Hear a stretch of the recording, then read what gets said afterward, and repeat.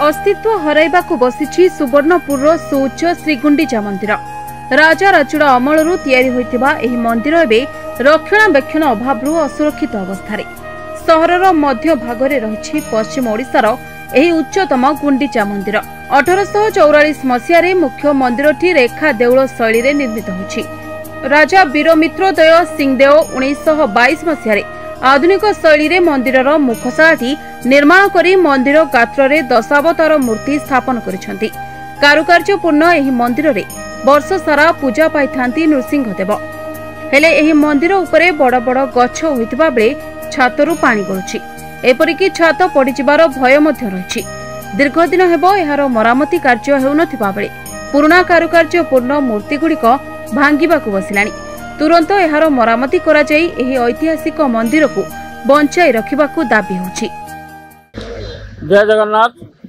आज्ञा देखुन सोनपुर हला गोटे मंदिर मालिनी ऐतिहासिक शहर एवं इने गुंडीचा मंदिर अच्छे बहुत आभामान कालरू गुंडीचा मंदिर ऊपर बहुत गछ हो गलान डाल हो गलान सब जार द्वारा कि सेटा चेर जाक सब भीतर के पशिकी प्लास्टर फटैक मंदिर भीतर के पानी लीक करुचे एवं मंदिरटा किसी दिन भीतर निश्चित भाव में ध्वंस हो संभावना देखा जाइए। आम यहाँ देवोत्तर कमिटी सदस्य मैंने सबुदिन देवोत्तर विभाग के आम अनुरोध करूँ जे इतार किसी गोटे स्थायी प्रतिकार करा जाऊ, किंतु कौन प्रकार स्थायी प्रतिकार आज पर्यंत करा जाय नहीं पारबा कि खाली सेतिकी नुहे। नृसिंहदेव पूजा पाउथुबा एही मंदिरटी रथयात्रा समय श्री जगन्नाथक माउसीमा मंदिर भाव में व्यवहार होई आसुछि।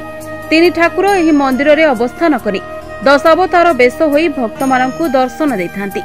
श्री जगन्नाथंकु दर्शन करबा सहित गुंडीचा मंदिर रे नृसिंहदेवंकु दर्शन कले अकाल पुण्य लाभ हुए बोली एबे भी भक्त मानक विश्वास रहितबा बेले विभु कृपा पाइबाकु प्रतिदिन शह शह भक्तंक समागम होइताए एही मंदिर रे।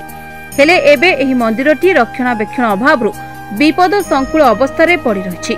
रथयात्रा आसिले जिला देवोत्तर विभाग पक्षरु रंग बोली देई निजर कर्तव्य सारी देउथुबा बेले मरामती कार्य करा जाउ नथिबा अभियोग होइछि।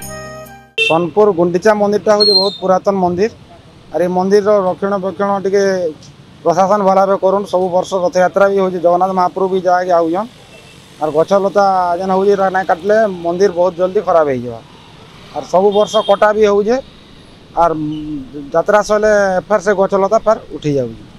प्रशासन टी मंदिर उपर ध्यान दो ना मंदिरटा बहुत जल्दी नष्ट हो।